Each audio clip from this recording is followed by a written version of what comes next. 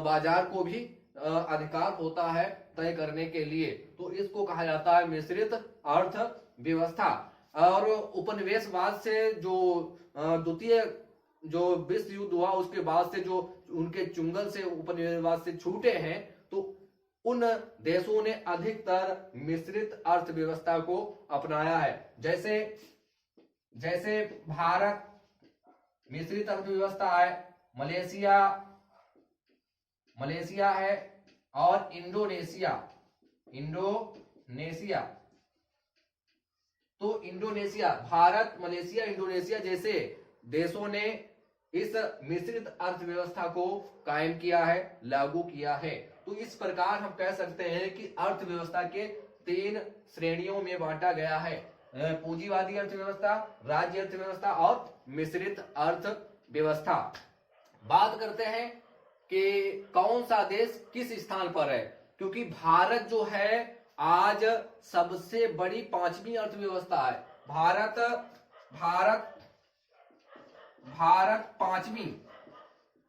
पांचवी सबसे बड़ी अर्थव्यवस्था आज उभर कर आई है। और जो पहले नंबर पे है यूएसए, दूसरे पर है चीन, और तीसरे पर है जापान, और चौथे पर है जर्मनी।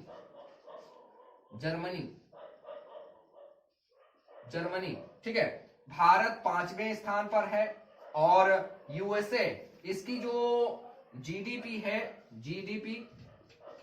यूएसए की 26.5 ट्रिलियन है, और चाइना की 19.5 ट्रिलियन के समथिंग है, और जापान की लगभग 4.3 ट्रिलियन है, और जर्मनी की लगभग 4 ट्रिलियन है, और भारत की 3.73 ट्रिलियन जीडीपी है।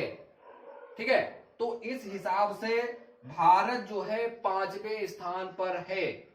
अर्थव्यवस्था के मामले में सबसे बड़ी अर्थव्यवस्था अमेरिका की है, और दूसरे नंबर चाइना की है, तीसरे जापान की है, और चौथी जर्मनी की है, और भारत 5वीं अर्थव्यवस्था है। यानी कि हम कह सकते हैं कि विश्व में सबसे बड़ी अर्थव्यवस्था की अमेरिका की है, और उसके बाद दूसरी चाइना की है, तीसरी जापान की है, चौथी जर्मनी की है, और 5वीं अपने भारत की है। लेकिन इसके बावजूद भी भारत में गरीबों की संख्या बहुत ज्यादा है, क्योंकि लगभग हमारे यहाँ गरीब लगभग 21.9% आज भी गरीब हैं। आज भी 21.9% गरीब हैं, मतलब गरीबी रेखा के नीचे अपना जीवन यापन कर रहे हैं। 230 मिलियन लोग गरीबी रेखा के नीचे अपना जीवन यापन कर रहे हैं। हम लोगों का जो हंगर इंडेक्स के हिसाब से जो गरीबी रेखा पर स्थान है वो 111वें स्थान पर है। हम लोग 111वें स्थान पर भारत है। सबसे ज्यादा गरीब जो है देश वो दक्षिणी सूडान है, बुरुंडी है। तो इन देशों में बहुत ज्यादा गरीबी है। तो सबसे ज्यादा गरीबों की संख्या अगर देखा जाए तो सबसे ज्यादा गरीबों की संख्या भारत में है, और इथोपिया वगैरह है, नाइजीरिया वगैरह है, इनमें बहुत ज्यादा गरीबों की संख्या है। तो आज हम कह सकते हैं कि भारत आज उभरती हुई अर्थव्यवस्था है, लेकिन एक तरफ ये भी है कि गरीबों की संख्या भी बहुत ज्यादा है। मतलब 21.9% लोग गरीबी रेखा के नीचे जीवन यापन कर रहे हैं आज भी। और बिहार इसमें पहले नंबर पर है। बिहार सबसे ज्यादा गरीबी जो है वो बिहार में है, सबसे ज्यादा गरीब है। और सबसे कम गरीबी वो केरल में है, सबसे अधिक है और केरल में सबसे कम है, अंदाजा लगाएं। और सबसे ज्यादा शिक्षा केरल में है, इसीलिए वहां गरीबी भी कम है। और बिहार में शिक्षा बहुत कम है, इसीलिए वहां गरीबी कम है। इसीलिए हम कहते हैं कि शिक्षा से समाज बदलता है। सोच बदलो समाज बदलो, जब सोच बदलोगे तो समाज बदलेगा। इसीलिए कहते हैं कि शिक्षित हो जाओ, जिस प्रदेश में शिक्षा ज्यादा है वो ज्यादा अमीर है, और जिसमें अशिक्षित हैं वो गरीब हैं। यही कारण है कि बिहार में सबसे अधिक गरीबी है, क्योंकि वहां पर शिक्षा व्यवस्था कम है। अपना यूपी है और उड़ीसा वगैरह है, तो इन प्रदेशों में बहुत कम शिक्षा है, इसीलिए यहाँ पर गरीबी बहुत ज्यादा है। ठीक है, तो इस हिसाब से हम कहते हैं कि बगैर शिक्षा के समाज आगे नहीं बढ़ सकता। हमने एक बच्चे से कहा कि बगैर शिक्षा के आगे नहीं बढ़ सकते हो तुम, तो उसने कहा सर जी हम तो बढ़ सकते हैं। हमने कैसे बढ़ सकते हो? उसने पैर उठाया ऐसे करके, वो आगे बढ़ा ऐसे करके, कहा हम तो बगैर शिक्षा के आगे बढ़ गए, हमें तुमसे बड़ा कोई मूर्ख ही नहीं है। अब मूर्खों को क्या समझाओगे? मूर्खों को समझाने से बेहतर है कि उन्होंने ना समझाओ। तो बेवकूफों की कमी नहीं गालिब, एक ढूंढो हजार मिलते हैं।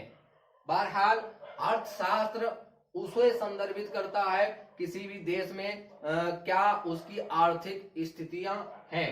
तो इस हिसाब से पूंजीवादी राज्य अर्थव्यवस्था, मिश्रित अर्थव्यवस्था, ये पूरी दुनिया में यही अर्थव्यवस्थाएं चल रही हैं। अपने भारत में ये मिश्रित अर्थव्यवस्था चल रही है। इसमें केंद्र का भी, सरकार का भी हस्तक्षेप होता है और बाजार का भी इस पर नियंत्रण होता है।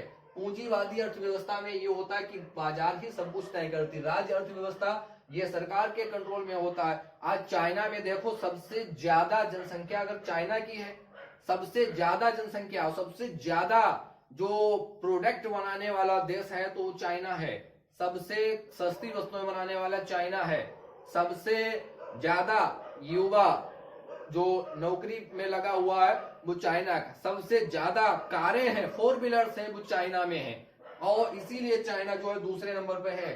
चाइना जीडीपी के मामले में सबसे ज्यादा जनसंख्या है। जनसंख्या ज्यादा से कोई प्रभाव नहीं पड़ता है, लेकिन सरकारों के द्वारा सिस्टम बनाना चाहिए।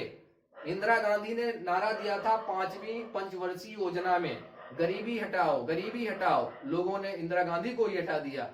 तो इस हिसाब से अगर सरकारें प्रयास करें गरीबी को दूर करने के लिए, तो भारत की गरीबी को दूर किया जा सकता है 10 या 15-20 साल के अंदर। तो इस हिसाब से हम विकसित हो सकते हैं। सोच बदलो तभी समाज बदलेगा। खाली मुंह से कह दिया और बस हो गया। हवाई महल खड़ा नहीं होता है, कुछ उसके लिए करना भी पड़ता है। तो लोग सोचें, समझें और उसके बाद पढ़े लिखें। जब तक शिक्षा नहीं होगी तब तक कोई भी समाज आगे नहीं बढ़ सकता है बगैर शिक्षा के। तो जो शिक्षित हो जाएगा तो उसका दिमाग काम करेगा, और जो अनपढ़ है, इलिटरेट है, अनएजुकेट है, तो उनका दिमाग उस हिसाब से काम नहीं कर पाएगा। तो यही कारण है कि केरल में सबसे ज्यादा अमीरी इसीलिए है क्योंकि केरल के लोग सबसे ज्यादा पढ़े लिखे हैं, सबसे ज्यादा पढ़े लिखे हैं। और बिहार में गरीबी इसीलिए है, बिहार, यूपी, इसमें गरीबी इसीलिए क्योंकि यहाँ पर शिक्षा बहुत कम है। ठीक है, तो इनको ध्यान रखें, पढ़ें और आगे तरक्की करें।